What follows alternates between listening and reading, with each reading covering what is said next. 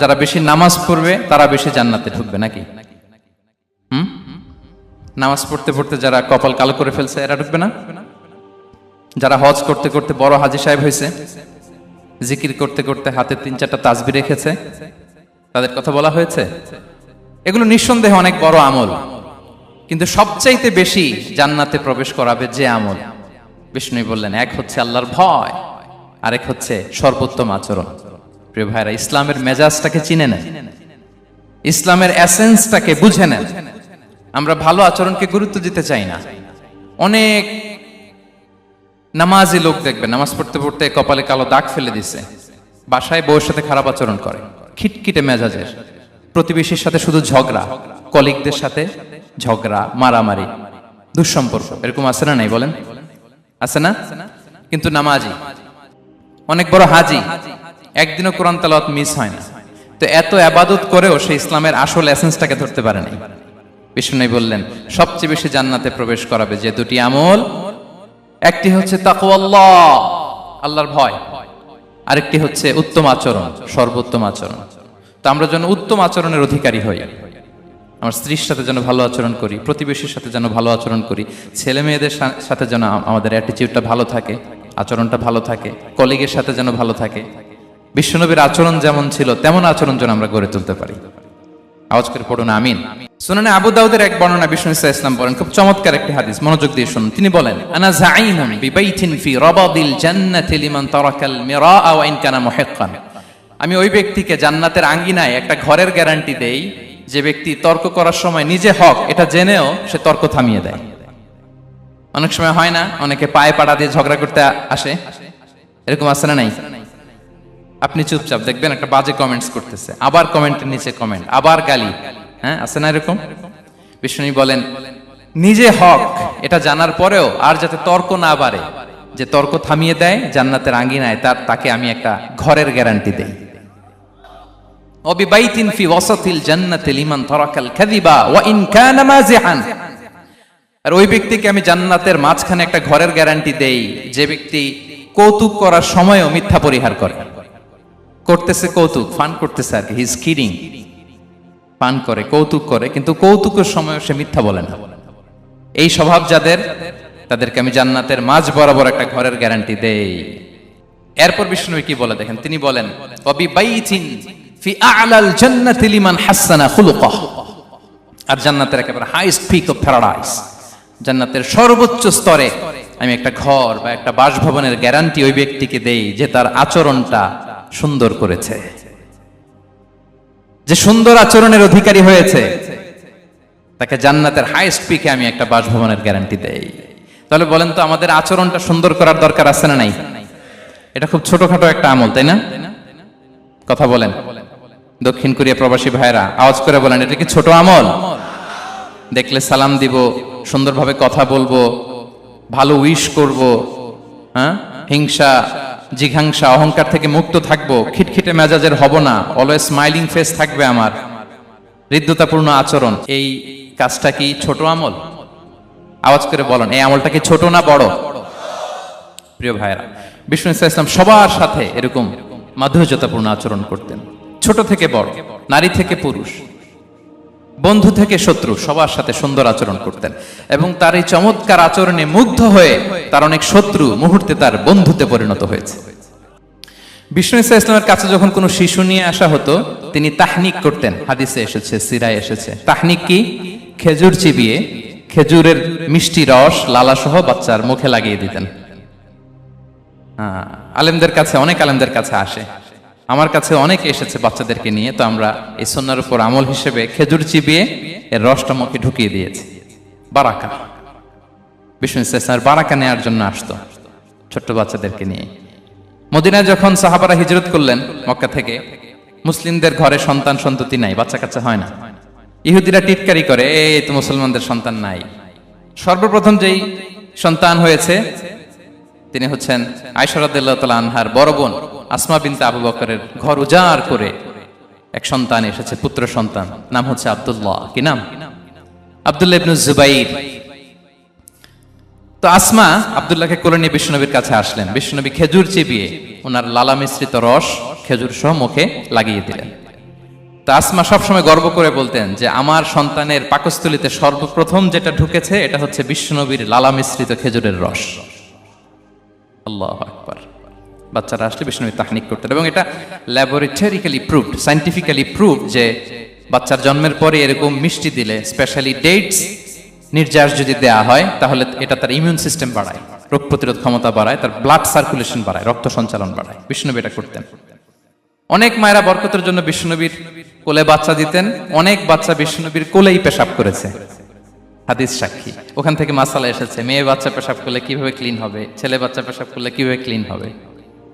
বিশ্বনবীর কোলে নিয়েছেন, পেশাব করে দিছে ভরায়া। আল্লাহু আকবার। বাচ্চাদের মাথায় তিনি হাত বুলিয়ে দিতেন। যেই বাচ্চার মাথায় বিশ্বনবী হাত বুলাতেন, ওই বাচ্চার মাথায় খুব বেশি বেশি চুল গজাতো। সুবহানাল্লাহ পড়বেন না? এক ভণ্ড, সেও ছিল নবী দাবিদার, মুসাইলামাতুল কাযযাব। সে নবীকে কপি করত, নবী যা যা করতো তাই করত। তো সেও তার এলাকায় অনেক বাচ্চাদের মাথায় হাত বুলাই দিতে শুরু করলো, যে মোহাম্মদ বাচ্চার মাথায় হাত বুলালে বাচ্চার মাথায় চুল বড় হয়, আমিও তাই করব। সে বলতো আমিও নবী। সে বলতো নবু আনিস শুনলি ওয়ানিস শুনলাকে মোহাম্মদ, হে মোহাম্মদ, নবু তোমার অর্ধেক আমার অর্ধেক। কি মামুর বাড়ির আবদার দেখছেন? বলে আমারটা আমাকে বুঝিয়ে দাও। তো নবীকে কপি করত। বিশ্বনবী কুয়ার মধ্যে লোনা পানির কুয়ায় থুতু ফেললে মুহূর্তে লোনা পানির কুয়া মিঠা পানির কুয়ায় পরিণত হতো। তো এই বদমাসটা যখন কপি করে থুতু মারছে ওদের এলাকার কুয়ায়, ওটা ছিল মিঠা পানি, ওটা মুহূর্তের মধ্যে লোনা পানির কুয়া হয়ে গেছে। তো বিশ্বনবীকে কপি করে সে তার এলাকার নবজাতক বাচ্চাদের মাথায় যখন হাত বুলিয়ে দিতে শুরু করলো, পরবর্তীতে দেখা গেল ওই বাচ্চাগুলো আজীবন ছিল টাক মাথা। চুল বাড়বে তো দূরের কথা, এদের মাথায় চুলই ওঠে নাই। আল্লাহু আকবার। মুজিজাতুন নবী। তো বিশ্বনবী মাথায় হাত বুলিয়ে দিতেন, বাচ্চাদেরকে চুমু খেতেন। আপনারা বাচ্চাদেরকে কোলে নেবেন, আদর করবেন, চুমু খাবেন, বিশ্বনবীর সুন্নাহ এটা। বাচ্চাদের সালাম দিতেন। মাঝে মাঝে বাচ্চাদের সাথে মজা করতেন, তাদের সাথে খেলাধুলা করতেন। বাসায় সময় পেলে এটা করবেন, ছেলেমেয়েদেরকে নিয়ে খেলতে নেমে যাবেন। শুধু বাচ্চাদের সাথে ফান করতেন এমন না, ভুল দেখলে শুধরে দিতেন। এক ছোট্ট বাচ্চা কোলে বসে খাবারের প্লেট থেকে এখান থেকে ধরে ওখান থেকে ধরে, তাও বাঁ হাতে। বিশ্বনবী বললেন, ইয়া গোলাম সাম্মিল্লাহ, বিসমিল্লাহ বলো। কুলবি ইয়ামিনিক, বাঁ হাতে নয় ডান হাতে খাও। ওয়া কুল মিম্মা ইয়ালিক, আর এদিক সেদিক থেকে নয়, তোমার সামনে যেটা আছে ওইটা খাও। সুবহানাল্লাহ। শুধরে দিতেন। সাদাকার খেজুরের স্তূপ ছিল, জাকাতের খেজুর। হাসান রাদিয়াল্লাহু তাআলা আনহু, বিষ্ণু ইসলামের দহিত্র, ছোট্ট মানুষ, হাঁটতে হাঁটতে যে খেজুরের স্তূপের দিকে খেজুর নিয়ে খেলতে যায়, হঠাৎ একটা খেজুর খেতে আরম্ভ করলেন। বিষ্ণু বললেন, কিখ কিখ, থামো থামো, ওয়াক থু থু। আমরা যে বাংলা ওয়াক থু বলি, এটার আরবি হচ্ছে কিখ। মানে এই নানা ভাই রাখো রাখো রাখো। আলা তাআলাম ইন্না লা নাকুলু সাদাকা, নানা ভাই তুমি জানো না আমরা হাশিমি খানদানের, আমরা সাদাকার মাল খেতে পারি না। আঙ্গুল ঢুকিয়ে মুখ থেকে খেজুর বের করে দিলেন। সুবহানাল্লাহ। এভাবে ছোট্ট বাচ্চাদের ভুলগুলো শুধরে দিতেন, কারেকশন করতেন।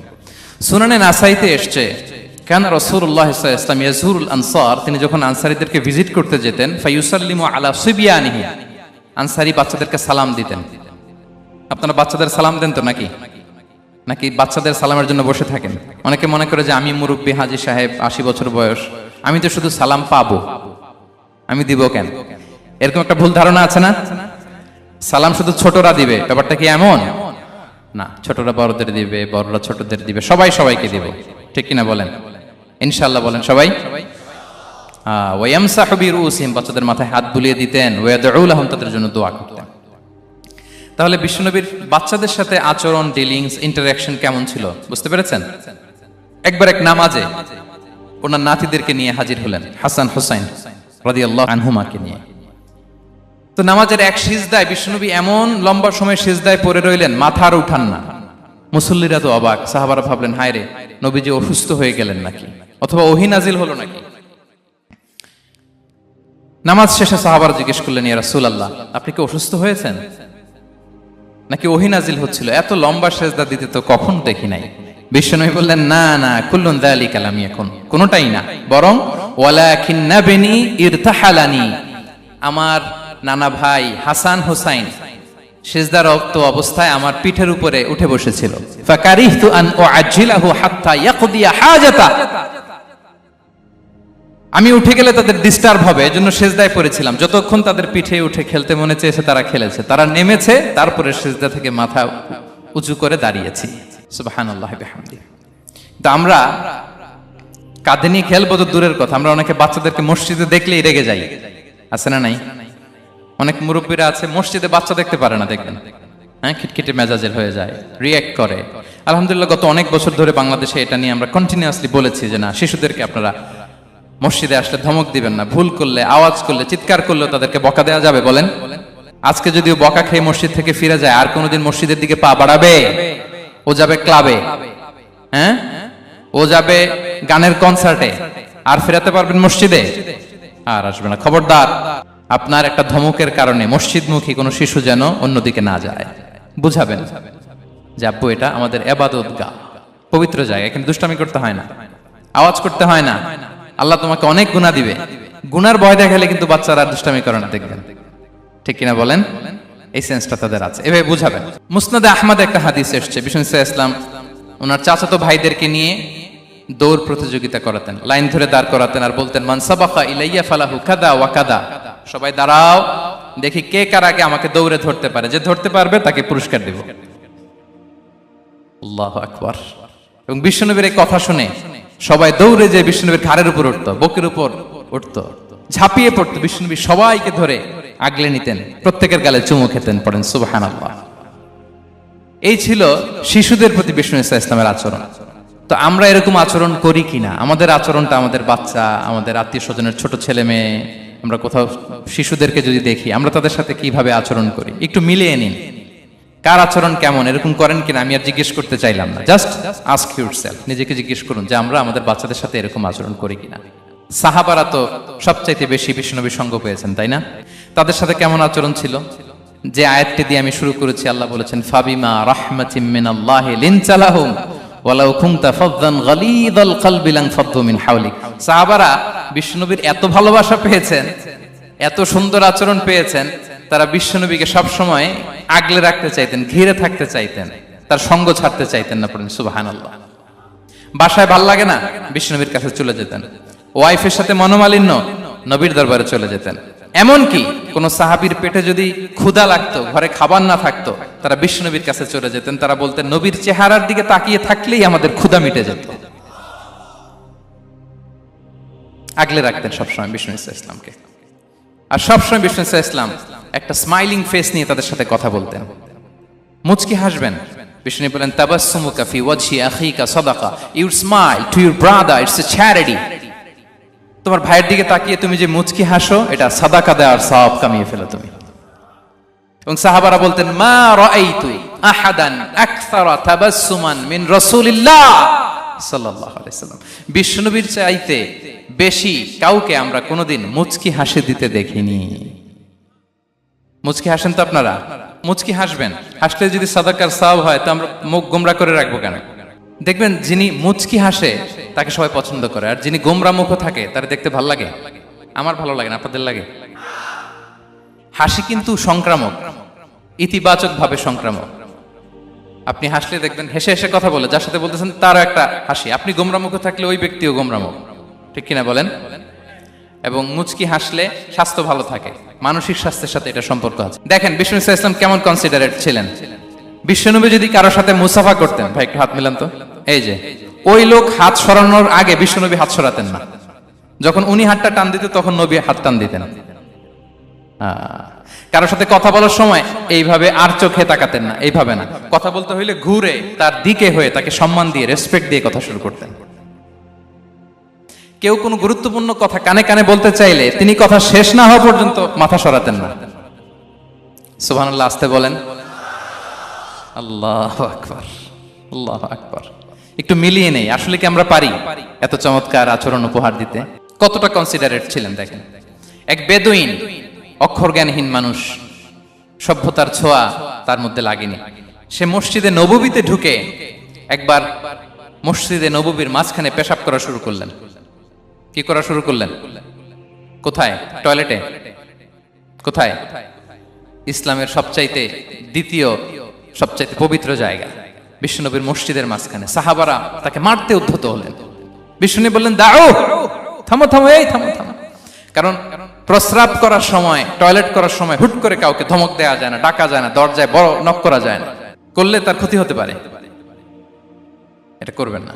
বিষ্ণু বললেন দাউ ওয়া হারিকু আলা বাউলিহি সাজলান মিন মা, এই রাখো রাখো, বেচারাকে পেশাব করতে দাও, করতে দাও, করতে দাও, পেশাব করতে দাও।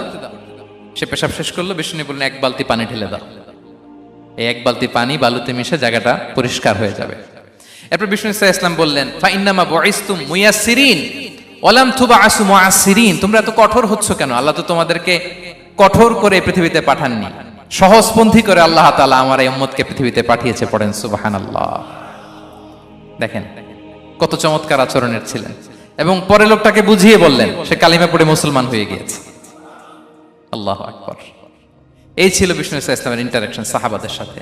এবং সাহাবাদের জন্য তিনি দোয়া করতেন প্রাণ ভরে। প্রিয় ভাইরা, দোয়া চাওয়া, দোয়া করা দুটোই সুন্নাহ। প্রাণ ভরে তিনি সাহাবাদের জন্য দোয়া করেছেন। বিষ্ণু ইসলাম একবার ওয়াশরুম সেরে এসে দেখলেন কে যেন অজুর পানি রেখে গিয়েছে। জিজ্ঞেস করলেন কে রেখেছে? বলা হলো আব্দুল্লাহ ইবনে আব্বাস রেখে, ছোট্ট আব্দুল্লাহ। বিষ্ণু ইসলাম খুশি হয়ে গেলেন, হায় রে, সে কিভাবে খেয়াল করলো, আমি এখন ওয়াশরুম থেকে আসলেই তো আমার অজুর পানি লাগবে। খুশি হয়ে একটা দোয়া করলেন তার জন্য। তিনি বললেন আল্লাহুম্মা ফাক্কিহহু ফিদ্দীন ওয়া আল্লিমহু তা'বীল, মানে হে আল্লাহ, আপনি তাকে দ্বীনের জ্ঞান দেন এবং কোরআনের ব্যাখ্যা তারে শিক্ষা দেন। বিশ্বনবীর এই দোয়া এমন ভাবে কবুল হয়েছে, এই আব্দুল্লাহ ইবনে আব্বাস যত মুফাসসির পৃথিবীতে আসবে সকল মুফাসসিরদের সম্রাট হিসেবে আল্লাহ তাকে কবুল করেছেন। বিশ্বনবীর দোয়া তারা পেয়েছেন।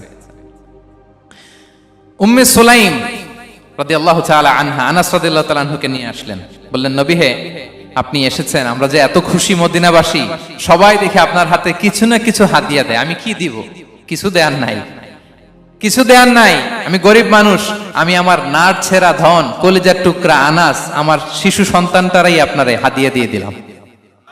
খুয়াইদিমুকা আনাস, নবী হে, সে আপনার ছোট্ট খাদেম হবে, আপনার কাজ করে দিবে। উদু আল্লাহ আলাহ, আপনি তার জন্য একটু দোয়া করেন। বিষ্ণু নবী দোয়া করলেন, কি দোয়া করলেন? আল্লাহুম্মা আকসির মালাহু ওয়া ওয়ালাদা, আল্লাহ আনাসের সম্পদও বাড়ায় দাও, ওয়া ওয়ালাদা, তার সন্তানও বাড়ায় দাও। দেখেন এই দোয়ার কি বরকত।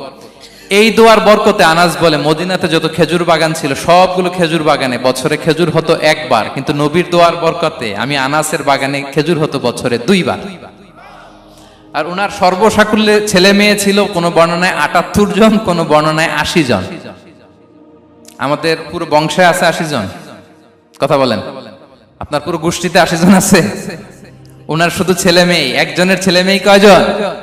80 জন। বিশ্বনবীর দোয়া কি ইন্টারেকশন দেখেন, একজন ট্রু লিডারের কি বৈশিষ্ট্য। তিনি সাহাবীদের ভালো গুণ দেখলে তাদেরকে উৎসাহিত করতেন, ইন্সপায়ার করতেন, প্রশংসা করতেন। আবু মুসা আল-আশআরী রাদিয়াল্লাহু তাআলা আনহু, তিনি রাত জেগে চমৎকার কণ্ঠে তেলাওয়াত করতেন। একদিন তার ঘরের পাশ দিয়ে বিষ্ণুনবী যাচ্ছিলেন, পরের দিন বললেন, আবু মুসা, আমি কিন্তু তোমার কণ্ঠ শুনেছি, বড় সুরেলা গলা তোমার। লাকাত উতিতা মিজমারান মিন মাজামিরি আলি দাউদ, দাউদ নবীর গলায় আল্লাহ যে সুরের ঝংকার দিয়েছেন, এই উম্মতের মধ্যে আল্লাহ তোমার গলায় সেই সুরের লহরী ঢেলে দিয়েছেন। আচ্ছা বলেন, নবী যদি প্রশংসা করে যে তোমার তেলাওয়াতটা খুব সুমধুর হয়েছে, তার কেমন লাগবে বলেন তো? আচ্ছা নবী বাদ দেন, শায়েখ আব্দুর রহমান আস-সুদাইস এসে যদি আপনারে বলে তোমার কণ্ঠটা তো বড় মিষ্টি, কেমন লাগবে আপনার? আর স্বয়ং বিশ্বনবী যদি বলে, সুবহানাল্লাহ পড়বেন না? আল্লাহু আকবার। এইভাবে রাসূল ইসলাম সাহাবাদেরকে উৎসাহিত করতেন। মাঝে মাঝে প্রশ্ন করতেন, তাদের অ্যাটেনশন গ্রো করার জন্য তিনি প্রশ্ন করতেন। একবার বলেন দেখি, কে বলতে পারে ইন্না মিনাশ শাজারি শাজারা লা ইয়াসকুতু ওয়ারাকুহা মাসালুহা মাসালুল মুমিন, একটা গাছ আছে, এই গাছের পাতা ঝরে না, এর দৃষ্টান্ত মুমিনের দৃষ্টান্ত। কে পারো দেখি? কোন সাহাবী পারে না, কারণ তারা ভাবতেছিল দূরের ওই সিরিয়ার কোন গাছ হবে, অমুক জায়গার মরুভূমির গাছ হবে, ঘরের পাশে যে খেজুর গাছ ওইটা আর কেউ ভাবে না। ভাবছে প্রশ্ন যেহেতু করছে, এত সহজ উত্তর হইলে তো প্রশ্ন করার কথা ছিল না। তারা এইটা বলে, ওইটা বলে, ক্যাকটাস, গুলমলতা, ওই গাছ। নবী বলে না, ইন্নাহা আন-নাখলা, এটা খেজুর গাছ। কি গাছ? তো আব্দুল্লাহ ইবনে ওমর তখন খুব ছোট, তিনি মনে মনে ধরে ফেলছিলেন, কিন্তু ভয়ে বলে না। তো বাসায় যে ওমর রাদিয়াল্লাহু আনহু বলে, আব্বা আপনারা কেউ পারেন না, আমি তো জানতাম এটা খেজুর গাছ, তো বললা না যে? আব্দুল্লাহ বলে, আপনি পারেন না, অন্যান্য সাহাবারা বাচ্চা ছাড়া কেউ পারে না, আমি কেমনে কই? ওমর রাদিয়াল্লাহু বললেন, আজকে যদি তুমি বলতে পারতে, লাল উট পেলে আরবরা যে যত খুশি হয় আমি তার চেয়েও বেশি খুশি হয়ে যেতাম। নবীর সামনে আমার বুকটা এত বড় হয়ে যেত। আল্লাহু আকবার। দেখেন প্রশ্ন ছুড়ে দিয়ে মনোযোগ আকর্ষণ করতেন সাহাবাদের, রসিকতা করতেন মাঝে মাঝে। রসিকতা। এক সাহাবী বলেন, ইয়া রাসূলুল্লাহ, আমার চলতে বড্ড কষ্ট হয়, আপনি যদি দয়া করে আমাকে একটা উট দিতেন তাহলে আমি রাইড নিতাম এটার উপরে, এটা দিয়ে চলতাম, সফরের কষ্ট কমে যেত। বিষ্ণু বলেন, যাও, ঠিক আছে, তোমাকে একটা উটের বাচ্চা দিব। কি দিব? সাহাবী বলেন, ইয়া রাসূলুল্লাহ, আমি চাইলাম কি আর আপনি বললেন কি? আমার তো লাগবে এমন উট যেটা দিয়ে মরুভূমিতে চলা যায়। বিষ্ণু বলেন, ওই উটটাও তো অন্য কোনো না কোনো উটের বাচ্চা। সুবহানাল্লাহ পড়বেন না? ছোট্ট কথা, দেখেন কি রসিকতা, কি সেন্স অফ হিউমার। সুবহানাল্লাহ।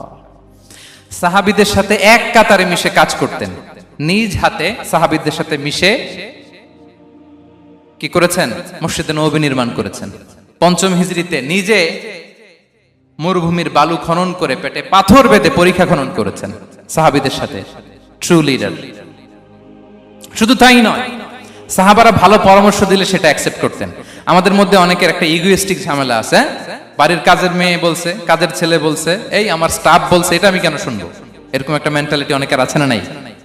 অনেক সময় তাদের মধ্য থেকেও ভালো পরামর্শ আসতে পারে না? বলেন পারে কিনা?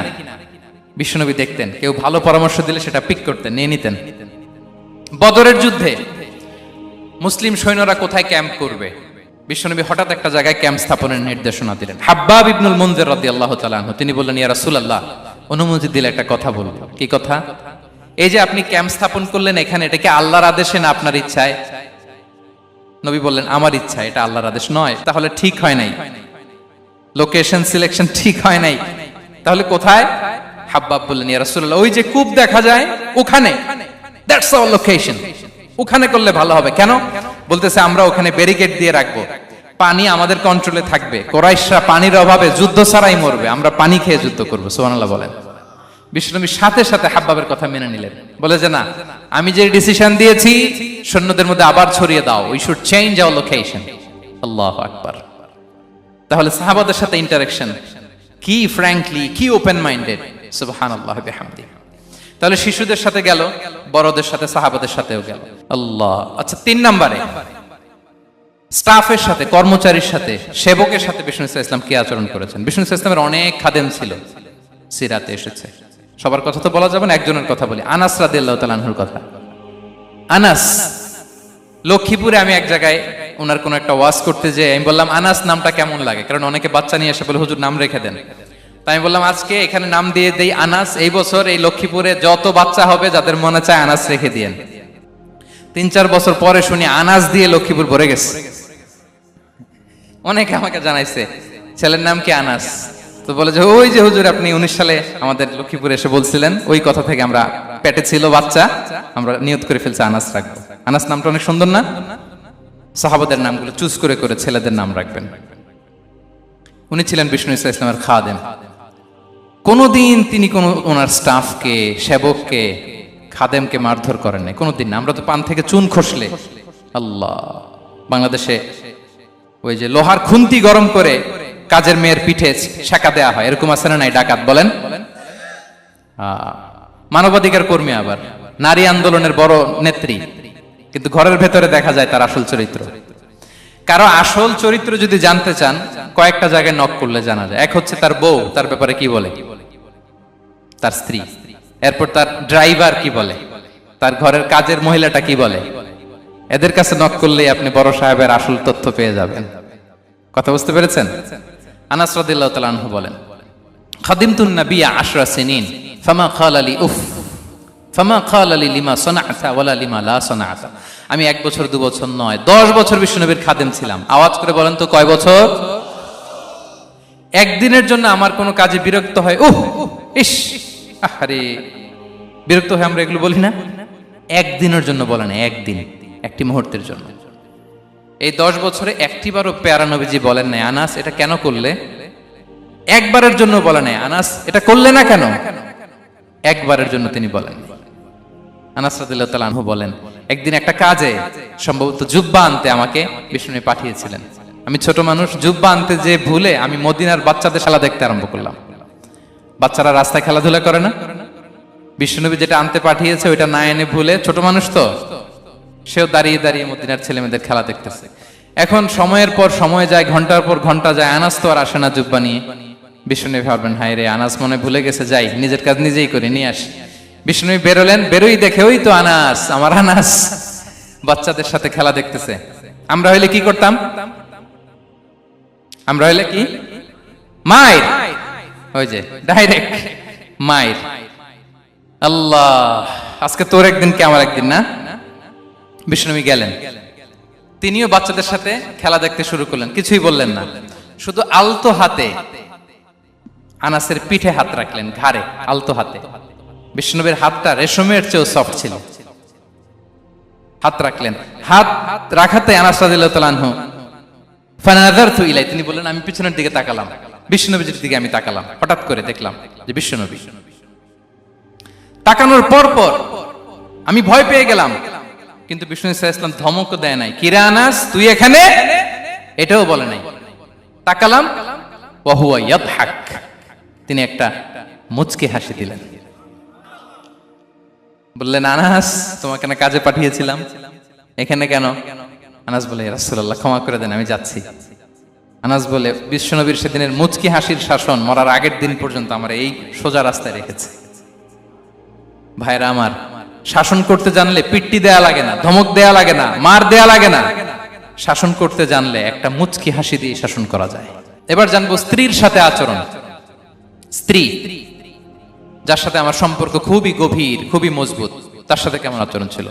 সিরাতে অনেক কথা এসেছে, আমাদের সময় নেই, সংক্ষেপে বলি। স্ত্রীদের তিনি আগে সালাম দিতেন, মসজিদ থেকে ঘরে পৌঁছে দিতেন, ঘরের কাজে সহযোগিতা করতেন, ওঠে ওঠার সময় হেল্প করতেন, মাঝে মাঝে স্ত্রীদের পরামর্শও নিতেন। আপনারা এগুলো করেন তো? করেন? এই যে আওয়াজ নাই, পেছনে কিন্তু ভাবিরা বসে আছে সবাই। উল্টা পাল্টা বললে এখানে উইটনেস আছে, খবর আছে আজকে। এগুলো করেন? করেন? হ্যাঁ, করতে হবে, করতে হবে। বিষ্ণু সাল্লাল্লাহু আলাইহি ওয়াসাল্লাম নিজ হাতে ঘরে উটের দুধ দহন করতেন, রুটি সেকা দিতেন, কাপড় সেলাই করতেন, এই কাজগুলো করতেন। এবং আম্মা জান আয়েশা রাদিয়াল্লাহু তাআলা আনহাকে এত ভালোবাসতেন, তিনি বলেন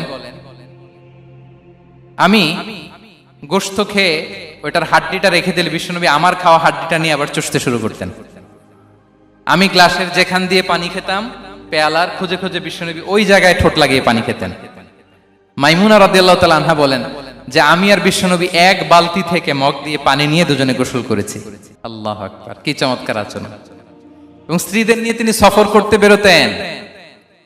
একবার রাত্রিবেলা বিষ্ণু সাল্লাল্লাহু আলাইহি ওয়াসাল্লাম এবং আম্মা জান আয়েশা রাদিয়াল্লাহু তাআলা আনহা, বিষ্ণু বলেন চলো তো আমরা একটু দৌড় দেই, এক্সারসাইজ হয়ে যাবে।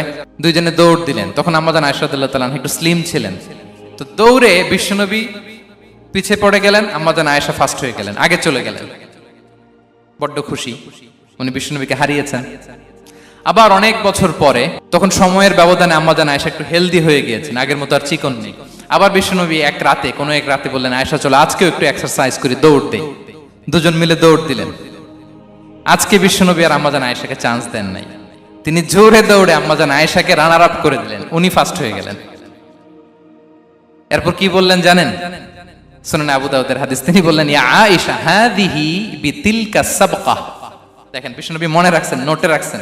বিশ্বনবী বললেন আয়েশা ওই যে এত বছর আগে কোন এক রাতে মরুভূমিতে দৌড়ে আমাকে হারাইছিলা, আজকে ওইটার বদলা নিয়ে নিলাম।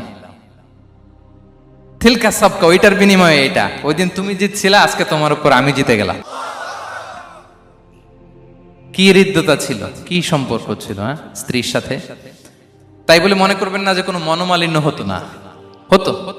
মানবিক যে ব্যাপারগুলো মাঝে মাঝে একটু ছোটখাটো মিষ্টি ঝগড়া, একটু মনোমালিন্য, এটাও হতো। এবং বিশ্বনবী এটাও টের পেতেন। তিনি বলতেন আয়েশা ইন্নী লা আ'লামু ইযা কুনতি আলাইয়া গাদবা ওয়া ইযা কুনতি আলাইয়া রাদিয়া। আয়েশা কখন তুমি আমার উপর রেগে থাকো আর কখন খুশি থাকো সবটাই কিন্তু আমি টের পাই। আম্মা জান আয়েশা অবাক হলেন, কি করে টের পান? বিশ্বনবী বলেন যখন তুমি আমার উপর খুশি থাকো তখন দোয়ার সময় বলো লা ওয়া রাব্বি মুহাম্মদ, তুমি বলো হে মুহাম্মদের রব আল্লাহ মদিনার উপর রহম করেন, আমাদেরকে ক্ষমা করেন, হে মুহাম্মদের রব আমাদের ক্ষমা করেন, এইভাবে দোয়া করো। আর যখন তুমি রেগে থাকো তখন আমার নামটা মুখ দিয়ে নিতে চাও না, তখন তুমি দোয়াতে বলো লা ওয়া রাব্বি ইব্রাহিম, হে ইব্রাহিমের আল্লাহ, হে ইব্রাহিম নবীর খোদা আমাদের মাফ করো।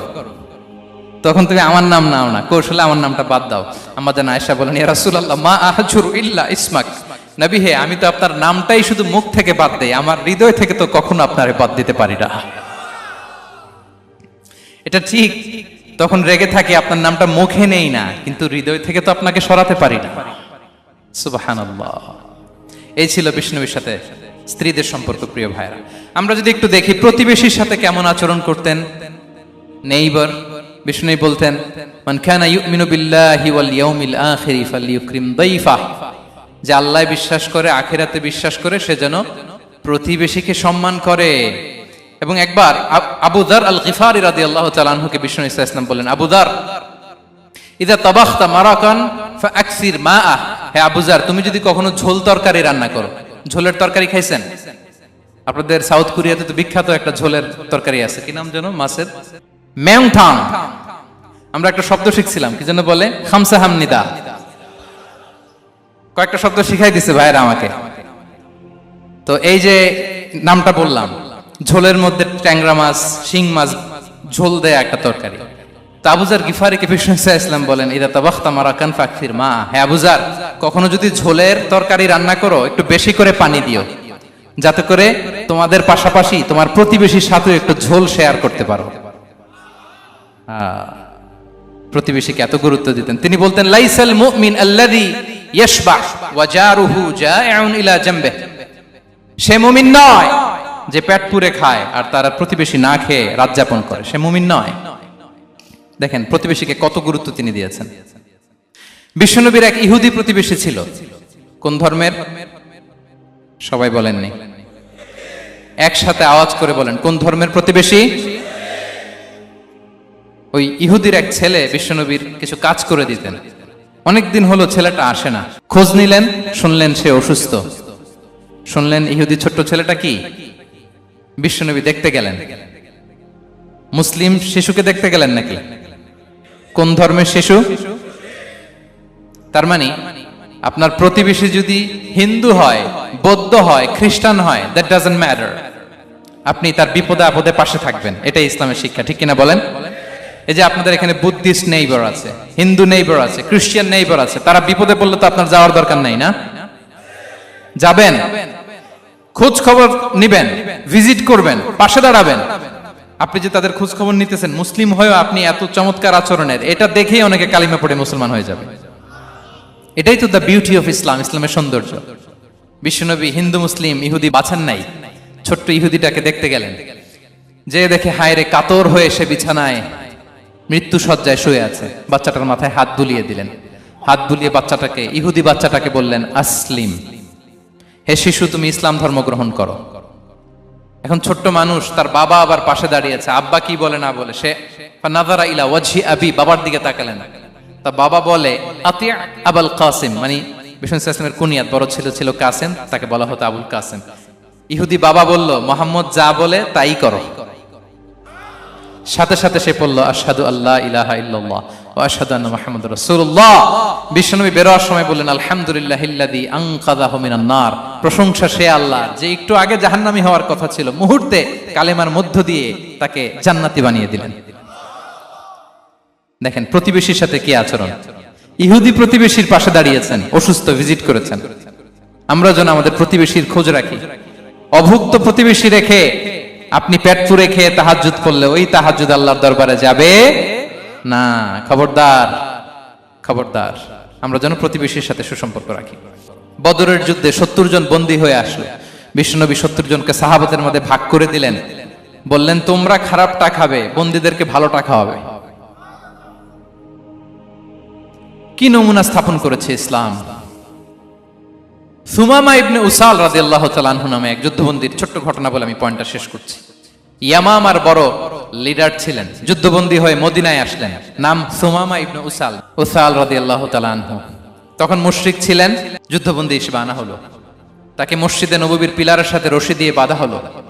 বিষ্ণুনবী বললেন, সুমামা, কি অবস্থা তোমার, কেমন লাগে, তোমার সাথে কেমন আচরণ করা হবে বলো?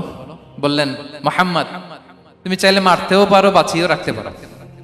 বিষ্ণু বললেন, সুমামা, এ দুনিয়াটাই শেষ নয়, আখিরাতে বিশাল এক জগৎ পড়ে আছে।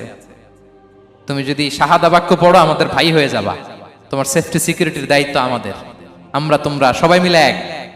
তারপর একে একে বিশ্বনবী তার সাথে ইসলামের সৌন্দর্যগুলো তুলে ধরলেন, সালাত কি, জাকাত কি, এগুলো বুঝালেন। বাড়িতে যেয়ে বললেন সবচেয়ে ভালো খাবার রান্না করো, একজনকে দিয়ে মসজিদে পাঠালেন। যুদ্ধবন্দীর সাথে কি আচরণ দেখছেন। এরপরের দিন বিশ্বনবী আবার তাকে ইসলামের দাওয়াত দিলেন। এরপর বাড়িতে এসে একজনকে বললেন, যাও আমার ওই উটের দুধ দহন করে তাকে এক পেয়ালা গরম দুধ দিয়ে আস। আমরা জামাইকেও তো এরকম সমাদর করি না, কি বলেন? তৃতীয় দিন বিশ্বনবী আবার খাবার নিয়ে গেলেন, আবার ইসলামকে তুলে ধরলেন। সুমামা তো অবাক, যুদ্ধবন্দীদের সাথে মুসলমানরা এরকম আচরণ করে। 3 দিন ধরে লাগাতার যখন ইসলামকে প্রেজেন্টেশন শেষ, বিষ্ণু বললেন, যাও এবার সুমামা ইবনে উসালের রশিটা খুলে তাকে ছেড়ে দাও। সাহাবারা বললেন, বলেন কি ইয়া রাসূলুল্লাহ, ভয়ঙ্কর, বিশ্বাসঘাতকতা করবে, মেরে ফেলবে আমাদের। বিষ্ণু বললেন, না আমি যা জানি তোমরা তা জানো না, ছেড়ে দাও। সুমামাকে ছেড়ে দেয়া হলো। সুমামা বের হলেন মসজিদ থেকে, ফিরে তার ভূখণ্ড, তার এলাকা ইয়ামামাতে তিনি গেলেন না। মদিনার মসজিদে নবীর পাশে খেজুর বাগানের পাশে তিনি অজু করলেন, গোসল করলেন, অজু করলেন। এরপর ফিরে এসে বিশ্বনবীর সামনে দাঁড়িয়ে বললেন, আশহাদু আল্লা ইলাহা ইল্লাল্লাহ ওয়া আশহাদু আন্না মুহাম্মাদান আবদুহু ওয়া রাসূলুহু। আমি সাক্ষ্য দিচ্ছি আল্লাহ ছাড়া কোনো ইলাহ নেই, আপনি আল্লাহর প্রেরিত রাসূল। হে মুহাম্মদ, আপনার চাইতে নিকৃষ্ট মানুষ আমার কাছে কেউ ছিল না, কিন্তু এখন থেকে আপনার চাইতে কোনো প্রিয় মানুষ আমার জীবনে নেই। ইসলামের চাইতে নিকৃষ্ট কোনো ধর্ম আমার জানা ছিল না, আজ থেকে ইসলামের চাইতে প্রিয় ধর্ম আমার কাছে নেই। মদিনার চেয়ে নিকৃষ্ট কোনো শহর আমার কাছে ছিল না, সবচেয়ে অপছন্দের শহর, আজ থেকে মদিনার চেয়ে প্রিয় শহর আমার কাছে নেই। দিস ইজ ইসলাম। বিশ্বনবী বললেন, হে নবী, আপনি আমাকে উমরার অনুমতি দিন। তিনি উমরা করতে গেলেন। বিষ্ণু তাকে তালবিয়া শিখিয়ে দিলেন। এই প্রথম কেউ মুসলিম, সুমামা ইবনে উসাল, উনিই প্রথম মুসলিমদের মধ্যে উমরা করেছেন তালবিয়া পড়তে পড়তে, লাব্বাইক আল্লাহুম্মা লাব্বাইক পড়তে পড়তে। উমরা করার শেষে ইয়ামামা থেকে গম আসতো মক্কায়, ওই গম পিষে রুটি বানিয়ে মক্কাবাসী খেয়ে বেঁচে থাকতো। উনি ঘোষণা দিলেন, মুহাম্মাদের অনুমতি ছাড়া ইয়ামামার একটি গমের দানা আজ থেকে মক্কায় পৌঁছবে না। সুবহানাল্লাহ পড়বেন না? এই যে আমেরিকা যে ইকোনমিক স্যাংশন দেয়, এটা শিখছে সুমামা উমামা ইবনে উসাল রাদিয়াল্লাহু তাআলা আনহুর কাছ থেকে। আল্লাহু আকবার। তিনি বললেন, একটা গমের দানা পচবে না, ওনারা আর রুটি খেতে পারে না। গমের দাম বেড়ে গেল। বিষ্ণুর কাছে চিঠি লিখে পাঠালেন, হে মুহাম্মদ, তুমি যদি উমামারে না বলো আমরা না খেয়ে মরবো। পরে বিশ্বনবীর হস্তক্ষেপের মধ্য দিয়ে আবার ইয়ামামা থেকে গম আসা শুরু হয়েছে। সুবহানাল্লাহ পড়েন। প্রিয় ভাইয়েরা, তাহলে বন্দীদের সাথে, যুদ্ধবন্দীদের সাথে বিশ্বনবীর আচরণ কেমন ছিল টের পেয়েছেন? ভিক্ষুকের সাথে কি আচরণ? বিশ্বনবী কখনো না বলতে পারতেন না। কেউ হাত পাতলে কি বলতে পারতেন না? পারতেন না। এক ভিক্ষুক এসে বলে, এই মুহাম্মদ দাও, তোমার কাছে কি আছে দাও। নবী তখন চাদর পরা ছিলেন, চাদর ধরে এমন জোরে টান দিছেন বিশ্বনবীর ঘাড়ের চামড়া এখানে ছিঁড়ে গেছে, চামড়ায় দাগ পড়ে গেছে। বিশ্বনবী তার দিকে তাকিয়ে, ওই যে মুচকি হাসির ম্যাজিক, আবার মুচকি হাসি, মুচকি হাসি দিয়ে বললেন, যাও তাকে কিছু দিয়ে দাও। সুবহানাল্লাহ পড়বেন না? আচ্ছা, ভিক্ষা করতে আইসা যদি আপনার জুব্বা ধরে টান মারে, জামার কলার ধরে টান মারে, এই দে, কি করবেন বলেন? ওই যে মায়ের, মানে ডানে ভাই আর কোনো সলিউশন নাই, খালি মায়ের, আইজো মায়ের খাইলো মায়ের। দেখেন, ভিক্ষা করতে এসে জামা ধরে টান দিয়ে ঘাড়ের চামড়ায় এখানে দাগ ফেলে দিয়েছে, কিন্তু বিশ্বনবী হাসি দিয়ে সলিউশন করলেন। সুবহানাল্লাহ পড়েন। শত্রুদের সাথে তিনি কেমন আচরণ করেছেন? আল্লাহ আল্লাহ আল্লাহ আল্লাহ। তায়েফের ময়দানে রক্তাক্ত হয়েছেন, রক্তাক্ত। পাহাড় রক্ষী ফেরেশতারা বলে, নবী আপনাকে রক্তাক্ত করেছে? তায়েফে কেন গেছিলেন বিশ্বনবী? জমির বায়না করতে না? তায়েফে জমি কিনতে গেছিল না?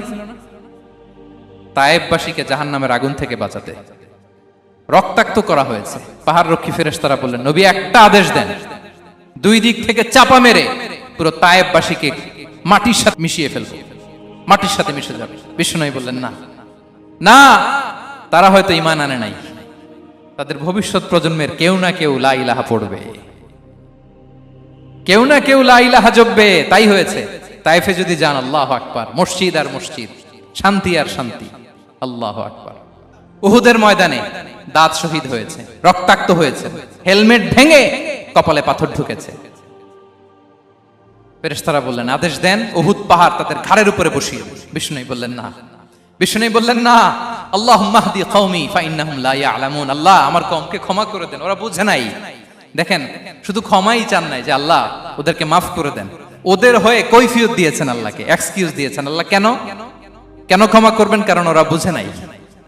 এক্সকিউজ দিয়েছেন, তাদের হয়ে কৈফিয়ত দিয়েছেন। এই ছিল শত্রুদের সাথে বিশ্বনবীর আচরণ। যুদ্ধের ময়দানে ঘোষণা দিতেন, খবরদার, ওদের নারীদের গায়ে হাত দিবে না, শিশুদের গায়ে হাত দিবে না, গবাদি পশু মারবে না, কোন পাদ্রীর গায়ে হাত দিবে না। গোটা বিশ্বের কেউ, কোন যুদ্ধের সেনাপতি যুদ্ধের ময়দানে এমন মানবতা দেখাতে পারে না। চিল্লায় বলেন ঠিক কিনা? অষ্টম হিজরিতে মক্কা বিজয়ের দিন থারথার করে কাঁপছিল কুরাইশরা যে আজকে তো আমাদেরকে ক্যাপিটাল পানিশমেন্ট দিবে, ডেথ পেনাল্টি দিবে। বিশ্বনবী বললেন, না, লা তাসরিবা আলাইকুমুল ইয়াউম ইযহাবু ফাআনতুমুত তালাকা। 4-5 জনকে তিনি শাস্তি দিয়েছেন, গণহারে শত শত হাজার হাজার পরিবারকে তিনি ক্ষমা করে দিয়েছেন। বললেন, তোমরা আমার ভাই, ভাই ভাইয়ের সাথে যেরকম আচরণ করবে, ইউসুফ তার ভাইদের সাথে যা করেছে আমি তাই করব, আমি ক্ষমা করে দিলাম। আল্লাহু আকবার। এ ছিল শত্রুদের সাথে আচরণ। শেষ কথা বলি, শেষ কথা হচ্ছে প্রাণীর সাথে বিশ্বনবীর কেমন আচরণ ছিল। প্রাণীর সাথে একবার এক আনসারের খেজুর বাগানে ঢুকলেন, ঢুকে দেখেন একটা উট কাঁদে। কি কাঁদে? কানে কানে এসে বিশ্বনবীকে কি যেন বলে যায়। বিশ্বনবী রেগে বললেন, এই উটের মালিক কে? এক আনসারে সাহাবী বললেন, ইয়া রাসূলুল্লাহ আমি। বিশ্বনবী বললেন, তোমার কি ভয় হয় না আল্লাহর? কলিজার মধ্যে আল্লাহর ভয় নাই? আল্লাহ তাআলা দয়া করে উটের মালিক তোমাকে বানিয়েছে, উট কানে কানে এসে আমাকে বলেছে তুমি তাকে কয়দিন ধরে খাবার দাও নাই, আর তাকে দিয়ে কাজ করিয়েছে অনবরত। খবরদার, কিয়ামতের দিন আল্লাহ তাআলা জালিমের কাতারে তোমাকে দাঁড় করাবে। প্রাণীর জন্য বিষ্ণু ইসা ইসলাম কত দয়াদ্র ছিলেন। জবাই করার সময় বিষ্ণু বলতেন, ইহসানের সাথে জবাই করো, ছুরি ধারালো করে রাখো। কোরবানির সময় আমরা প্রাণীটাকে কি করি? আদর করি না, মেরে ফেলি। বলেন তো, জবাই করা মানে কি? মেরে ফেলতেছি।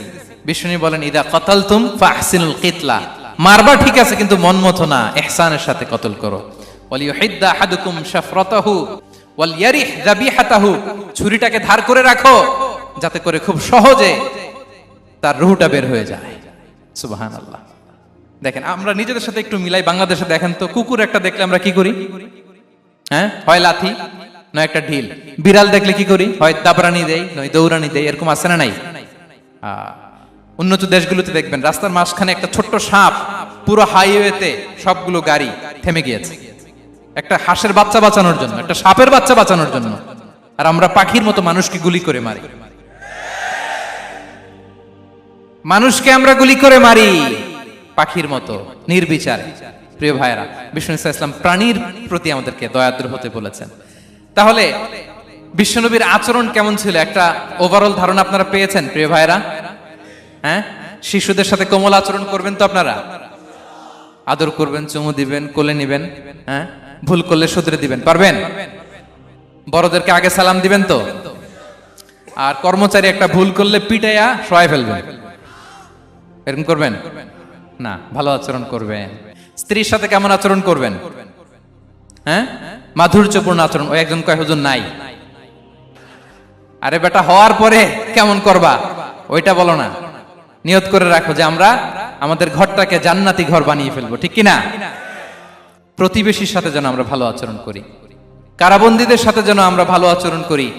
ভিক্ষুক হাত পেতেছে, স্যার 2 দিন ধরে কিছু খাই নাই, 5টা টাকা দেন। দাঁড়ায় না গ্লাসের সামনে, ওর হাতে থালা, একটা ভাঙ্গা থালা, আর আপনি স্যুট পরা স্যার না, আপনারে গাড়ির এদিক থেকে বের করে ওদিকে ভাঙ্গা থালা দিয়ে বসাইতে, আর ওরে স্যুট পরে গাড়ির ভিতরে বসাইতে আল্লাহর কয় মিনিট লাগে বলেন তো? খবরদার, ফরিয়াদির সাথে যেন আমরা খারাপ আচরণ না করি, শত্রুদের সাথে যেন খারাপ আচরণ না করি, কোন প্রাণীর প্রতিও যেন আমরা জুলুম না করি। প্রিয় ভাইরা, বিশ্বনবী এত মাধুর্যপূর্ণ আচরণ করতেন, শত্রু বন্ধু হয়ে যেত। আর আমাদের আচরণ দেখে আমার বন্ধু আমার শত্রু হয়ে যায়, ঠিক কিনা? আমরা যেন আমাদের আখলাককে সুন্দর করি। শুধু নামাজি, শুধু রোজাদার, হাজি সাহেব ইবাদত করি কিন্তু মানুষের সাথে বাজে আচরণ করি, এমনটা যেন না হয়। আমরা যেন সুন্দর আচরণ করে বিশ্বনবীর শেখানো পন্থা এরকম মাধুর্যপূর্ণ আচরণের অধিকারী হয়ে ফি আ'লাল জান্নাতি গরাফা, বিষ্ণু বলেছেন জান্নাতের সর্বোচ্চ স্তরে তারা অ্যাপার্টমেন্ট পাবে। ওই অ্যাপার্টমেন্টের অধিকারী যেন আমরা হতে পারি। আল্লাহ তৌফিক দান করুক।